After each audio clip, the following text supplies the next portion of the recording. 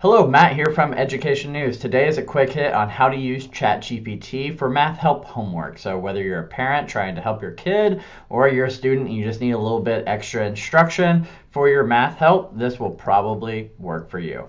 First off, we need kind of math questions. Most people are going to be able to do basic addition, basic subtraction, things like that. So I went and pulled kind of a stats question that you may get in either like a high school level class or a college level class. So the first question, a researcher has conducted a study and has obtained a data set. The data set is as follows, give some numbers, and then asked to calculate the mean, range, median, and mode, as well as calculate variance and standard deviation. So basic level stats, but right, it does involve quite a bit of math on the back end. So yeah, ChatGPT can definitely do this and explain why it did it. So first thing we're going to do is we're going to copy and paste this out. And we're going to go over to the ChatGPT. So as you can see, we've got this over. So really all you're going to do, just copy and paste it in. And you'll see that it thinks a little bit. And thankfully it does actually kind of break down what all this math means. And it kind of explains it. And this is what the mean means. This is what the median means. And this is what the mode means. And then explains why each works. That's super useful if you're trying to work through a problem and you don't have access to your professor, or if you're a parent and you're trying to explain what this is. It continues on, breaks it down.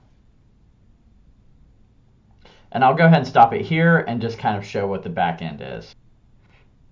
All right, now as you can see, it's broken it down, gives me the standard deviation, does all of this. And I can ask it, why is that the standard deviation? Explain, and it will. So it tells what the standard deviation is, why it's a measure of individual data points, also explains why it's important. So if you're trying to figure out what this means, this is a really quick and useful tool. It's important to know that you should not just take these answers and submit them, because that is 100% plagiarism and professors probably will check.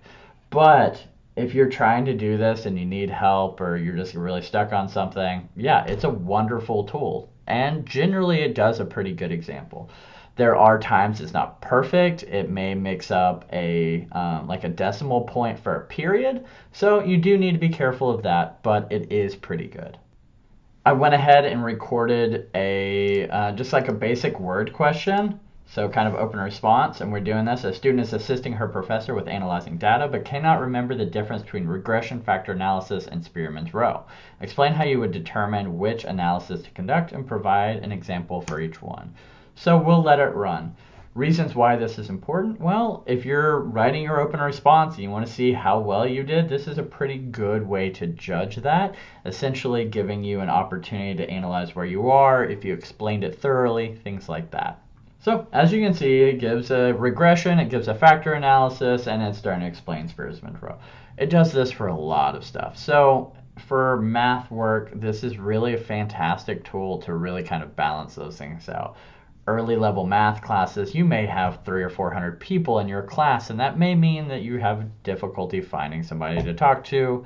This is a really great opportunity to kind of be able to balance all of that out and make sure you're kind of where you're at. Like I said, this is a really good tool. It shouldn't be just the answer that you provide, but if you really need some extra help, it's wonderful. If you're a parent, you're trying to explain stuff for your kid, it's late night, we all understand that that can be pretty difficult. Or if you need to take these questions and you're a teacher and you need to reorganize them or maybe simplify them for a student that's not at the level they need to be, this is a really good opportunity to kind of explain these in a new way and really do some individualized learning. The opportunities here are really, really cool, and they're not just limited to English papers, right? So, like I said, if you're using this for a tool, awesome. Make sure you're just not submitting whatever you copy and paste out of this, because professors can check and they will kind of see those things. So, as always, have a great day. Like, comment, subscribe. If you have any questions, please let me know, and I will do my best to answer them. Have a wonderful day.